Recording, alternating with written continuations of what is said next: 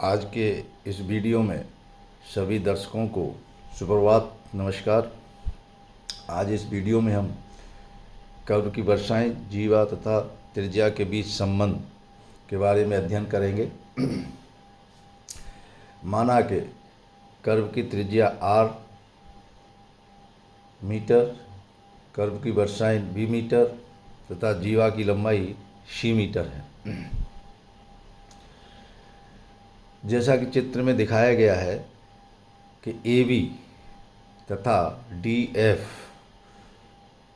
दो जीवाएं हैं तथा दोनों जीवाएं बिंदु E पर आपस में लंबवत मिलती हैं।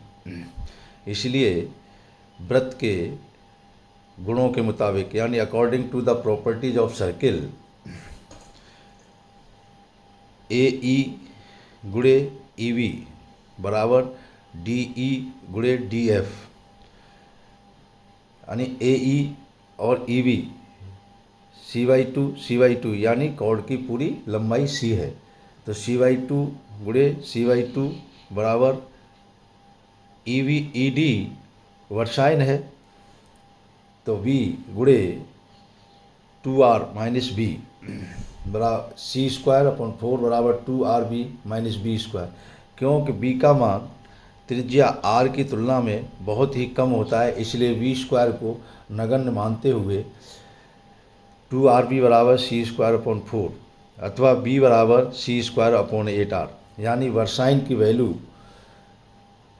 सूत्र C²/8R से मीटर में निकलती है। इस मीटर को हम मिलीमीटर में चेंज करते हैं तो वर्षायन V = 125 C²/R मिलीमीटर होता है तथा वर्षायन का मान सेंटीमीटर में V बराबर 12.5 गुणे C²/R के बराबर होता है। नंबर 2, अब हम जीवा की वह लंबाई ज्ञात करते हैं जिस पर सेंटीमीटर में नापी गई वर्षायन कर्व की डिग्री के बराबर होता है।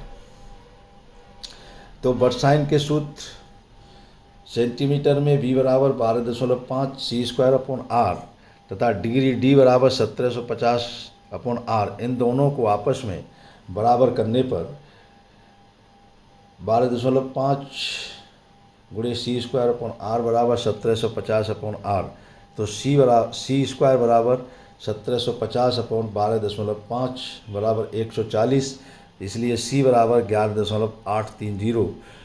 तो C को 11.8 मीटर मानते हुए तो ये निकलता है कि यदि हम किसी कर्व के गोलाकार भाग में यानी सर्कुलर पोर्शन में 11.8 मीटर की जीवा के मध्य में सेंटीमीटर में वर्षायन नापते हैं तो सेंटीमीटर में नापी गई वर्षायन कर्व की डिग्री के बराबर होता है।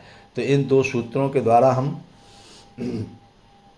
वर्षायन की वैल्यू ज्ञात कर सकते हैं, और जिस कर्व के बारे में हमको कुछ भी डिटेल पता नहीं है तो उस कर्व के बीच में यानी सर्कुलर पोर्शन में हम 11.8 मीटर की जीवा के मध्य में वर्षायन नापकर उस कर्व की डिग्री ज्ञात कर सकते हैं। और डिग्री ज्ञात करने के बाद हम सूत्र D बराबर 1750/R या R बराबर 1750/D से कर्व की त्रिज्या ज्ञात कर सकते हैं। इस वीडियो में इतना ही। धन्यवाद साथियों।